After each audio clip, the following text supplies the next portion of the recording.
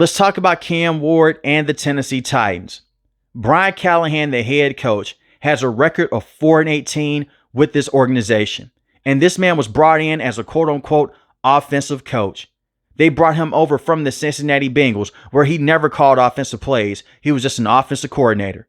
Let me say that again. He never called offensive plays for the Bengals, but yet he's a head coach in this league. And we have seen this a lot over the last few years. We have a lot of position coaches. They go out there and they become head coaches in this league, and they get exposed early on. For example here, Kellen Moore, first-year head coach with the New Orleans Saints. They have a better passing and a better rushing offense than the Tennessee Titans, and the total offense is better. The New Orleans Saints are a rebuilding team, and Kellen Moore has done a better job of clock management in just a few games this season than Coach Callahan has over the last few years. Aaron Glenn, defensive head coach with the New York Jets, he's off to a terrible start. They're 0-6 as I record this video, but their offense is better than the Tennessee Titans, rushing and passing wise. And that's a defensive head coach.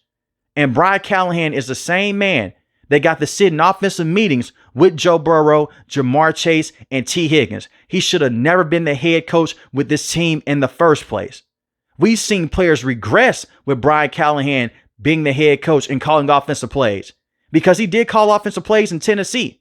For example, Will Levis, his first season as a rookie, when Ryan Tannehill went down, he wasn't a perfect quarterback, but he looked solid at times with Mike Vrabel being the head coach. It was more structure with that coaching staff. They let Mike Vrabel go. You bring in Brian Callahan. Will Levis became a turnover machine. Now, a lot of that is on Will Levis, but we didn't see Will Levis have these problems until Brian Callahan came over. So you move off Will Levis for a couple of games. He hurts his shoulder. You go with Mason Rudolph. He looked completely terrible at times. Mason Rudolph is a career backup. I'm not saying that he's going to be this franchise guy long term. He never will be. But we've seen him have some solid moments with the Steelers.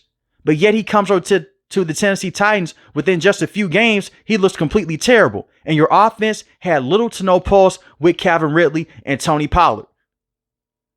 So you move off both of those quarterbacks. Will Levis is going to miss this entire season dealing with a shoulder injury. You select Cam Ward with the first overall pick. And yet Cam Ward comes out. He has some good moments in week 1 against the Denver Broncos. You had this game won, but the penalties racked up once again in this matchup and the dumb play calling before half. The Tennessee Titans were up at halftime. They're in the back of their own red zone. They're on the 3-yard line. All you have to do is just run the football out. Go into halftime. This idiot decides to pass it not once, not twice, but 3 times. And now the Denver Broncos did not have to use their timeouts. You punt them the football and you give them a favorable situation and they get football at half. That is coaching one-on-one. Your defense had you up in this matchup, and yet you lost this game 20-12. And remember, he's an offensive head coach. They're in the bottom of the league last season in terms of offensive production, but they were in the top of the league last year in total defense. Then we go back over to week 2 against the Los Angeles Rams. Now in week 1, you had 13 penalties as a team. 8 of those penalties came on the offensive end, pre-snap. We saw the same thing happen with Will Levis in his first year with Brian Callahan. You have Cam Ward looking over to Brian Callahan. He's flipping through his playbook looking for the play. We go over against the Los Angeles Rams, more of the same. You lost this matchup in similar fashion, 33-19. More of a blowout in this one than week 1. Then you lose against the Indianapolis Colts, a team in this division. You don't have a scheme on the offensive end. You quickly get exposed. You lose this matchup 41-20. Then you go against the Houston Texans 26-0. And remember, I'm going to say it again. This is an offensive-minded head coach, and you can barely score points in this league. So he decides to go out there. He gives up play calling duties, which is crazy because that's the first telltale sign that sooner than later, you're going to be on your way out of that organization. He gives out the play calling duties. Last week, they got their first win against the Arizona Cardinals. It wasn't a great win, in my opinion. The Arizona Cardinals had this game won, but Amari DiMercato, the running back, he fumbles at the 1-yard line. He lets the football come out. Boneheaded play. Cam Ward throws an interception late in the matchup. The defender loses the football. It goes for a fumble in the red zone. Here comes Tyler Lockett. He falls on top of it. Touchdown. And instead of going for 2, he goes for the extra point. You want to go for 2 in that situation. He doesn't go for 2. He takes the extra point attempt. The kicker misses the extra point. But yet you still come out on top and you win this matchup against the Arizona Cardinals 22-21. You barely won. And a win is a win in this league, don't get me wrong, but it's the way that you won this matchup. But the Tennessee Titans come right back down to earth against the Las Vegas Raiders. They lost this game 20-10 against one of the worst teams in the NFL. And every single week I'm watching Cam Ward and he's struggling immensely on the field. It's not all on him. He's a rookie quarterback. He's going to go through some growing pains here. He has 3 passing touchdowns and 4 interceptions as I record this video. But it's a bunch of screens over and over again. Go back and watch this game. They ran 4 screen plays in a row. 4 screen plays to the same side in a row. And I understand you have Max Crosby. He's one of the best defensive players in this league. You neutralize pass rush, get the football out quick, throw the football behind the line of scrimmage, try to tire out the players. But eventually, defenders are going to catch on. It's a screen pass. And it's the same type of screens that you ran in week 1 against the Denver Broncos, in week 2 against the Los Angeles Rams. And you're running the same plays over and over again. Now, this has nothing to do with Coach Callahan. He's not calling offensive plays. But this is still the same playbook that you're working with. You had little to no adjustments in this matchup for Max Crosby. You left your tackle in one-on-one situations for pretty much the entire game.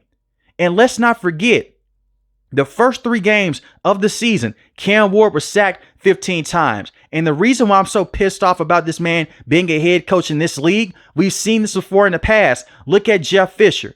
He almost ended the career of Jared Goff before it got going his rookie season. Cam Ward is immensely talented. He made some great throws against the Denver Broncos. They would have won that matchup if it wasn't for terrible coaching and it wasn't for the fact that you had 4 drops in the fourth quarter. Against the Los Angeles Rams, he had some great moments in that game, throwing the football across his body, throwing open wide receivers once again. No offensive line protection up front. Against the Houston Texans, it was a bad game all around, but yet Cam Ward still has some good moments. Still a bad game for him. In my opinion, the worst game of his career up to this point. But you see the Houston Texans defense is ferocious. Break them down, come up with a scheme, run this offense through Tony Pollard and your backfield, get some mixed direction going, run some rub routes. They don't do any of that. None of it. It's just a bunch of screens, a bunch of slants, a bunch of end breakers, and a bunch of curls. That's it. And when he does call lone developing routes down the field, it's 5 wide. It's blatantly obvious what you're doing. When you look at the Tampa Bay Buccaneers and Jacksonville Jaguars, when they go out like that, they have the running back underneath as a check down for the quarterback. Instead, the running back is just back there helping block, and the tight end is upfield. You rarely ever see coaches in this league have tight ends running deep routes down the field. But instead, that's the Tennessee Titans way. So everyone is going deep down the field. Everyone is covered up. You expect for Cam Ward to escape and to make a play with his legs. He's not a scrambler of the football like Josh Allen or Lamar Jackson or even Patrick Mahomes. He can move around, but that's not his forte. He's known for getting the football out quick, taking what the defense gives him, and beating the blitz. That is what helped him become great at Florida, at Miami. And the same with Cardinals Ward many years ago. He had a tremendous college career. This kid has been put through football hell at the college level. 0-star recruit coming out of high school. So the talent is there. Is there a chance that he'll be a bust? Sure. But I'm not putting all this on Cam Ward. It takes a coach to get you to that next level. And even with Zach Taylor being included here, I don't view him as a very good head coach in this league. He is riding off the coattails of Joe Burrow, Jamar Chase, and T. Higgins. And this is the man that you wanted to bring in that came from his coaching staff. It just doesn't make sense to me. This offensive line talent has not truly progressed either with Bill Callahan. Bill Callahan is the dad of Brian Callahan, part of the reason why he got this job in the first place. But Bill Callahan in the past has been a very good offensive line coach. You look at the offensive line pieces that they have. Peter Skoronski is a very good football player. You have Cushenberry at the center position, has had some good moments in the past with the Denver Broncos. It's important to note he's coming off a torn Achilles injury. You have Kevin Zeitler at the right guard position. He's a veteran. And J.C. Latham has missed time this season, but there's a lot of upside with him. You signed Dan Moore Jr. to a crazy contract coming from the Steelers. He allowed 12 sacks last season. And I don't want to hear the excuse, what were they supposed to do? Just go out there and draft a rookie? Yes, you let them develop on that side instead of giving that man a crazy contract. Now, Dan Moore Jr. has had some solid moments over the last 2 weeks. I will not come on here and I'm not crushing him down for that. He has looked better. But this offensive line is still a problem. You have Tony Pollard in the backfield, who has been a very good running back in the past with the Dallas Cowboys and with the Tennessee Titans. He's averaging 4 yards a carry right now for only 362 yards on the season and 2 rushing touchdowns. Calvin Ridley, you gave this man a massive contract extension. Look at Calvin Ridley right now. 16 receptions, 290 receiving yards, 0 receiving touchdowns. Calvin Ridley seemed like he got paid. And that was it. You got him from the Jacksonville Jaguars when he left in free agency. He has done little to nothing with the Tennessee Titans this season. They just dropped the football. Cam Ward finds him when he's wide open, but a bunch of drops over and over again, and they desperately need him to step up. You have Chiga Congo at the tight end spot. There's a lot of good potential for him. The most consistent wide receiver, in my opinion, has been Alec Manor, the big rookie out of Stanford, who has shown a lot of tremendous upside. But he's not a true number one just yet. So you're asking Cam Ward to go out there and make do with what he has. And usually that's going to be the case when you get drafted to the worst team in the NFL. They're the worst team in the NFL for a reason. But I am very shocked that they went out there and they brought back Brian Callahan to be the head coach with this organization. I think the NFL needs to learn a lesson. A bunch of teams here. If a coach never called offensive plays or defensive plays, don't bring them over as a head coach. This was the case last year with Coach Mayo and the New England Patriots. He should have never been the head coach to begin with. You look at Joe Judge many years ago with the New York Giants special teams coordinator. Terrible head coach. And he may be worse than both of those coaches that I just named. Defensively, there is some talent here. Don't get me wrong. With Jeffrey Simmons, Tavondre Sweat, who is on IR right now. But when he was fully healthy, he was a very good player playing alongside Jeffrey Simmons. L'Jarius Sneed, you brought him in as a veteran in a trade from Kansas City. He's looked better this season than he did last season. Hopefully he can translate what he had with Kansas City and he can bring that over to the Tennessee Titans. But last year was just a terrible year for him. And I understand he was dealing with some injuries, but still. We have Roger McCreary inside the nickel cornerback position. So the talent on this roster is not the best. And Roger McCreary is not a bad player, by the way. I understand this is a rebuilding team, but it starts at the top. You get rid of this coach and you let Mike McCoy be the interim head coach, you'll be better off in clock management and game situations. He's putting Cam Ward in these tough situations every single week, and ownership has allowed this to happen. A report came out that she did not want to move on from Coach Callahan after 3 games, but you wanted to move on from Rand Carthon after just 2 years. That's crazy to me, and that's a former general manager. And the general manager that you just brought in came over from Kansas City. Let him go out there and let him bring in his own head coach. But this season is a wash for the Tennessee Titans. I don't see them getting better this season. And you will continue to see Cam Ward struggle as a rookie with Brian Callahan being his head coach. The worst losses on this season for the Titans: the Raiders loss, the Denver Broncos loss, and the Houston Texans loss.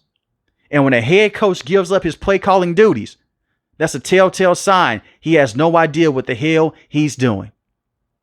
But let me know in the comment section below how you feel about the Tennessee Titans and should they stick with Brian Callahan as the head coach. But 4-18 is crazy in my opinion. If you're new to the channel, hit the subscribe button. If you like the video, hit the like button. Most importantly, want each and every last one of you guys stay safe, stay positive. Thanks for the video, guys. God bless. Peace.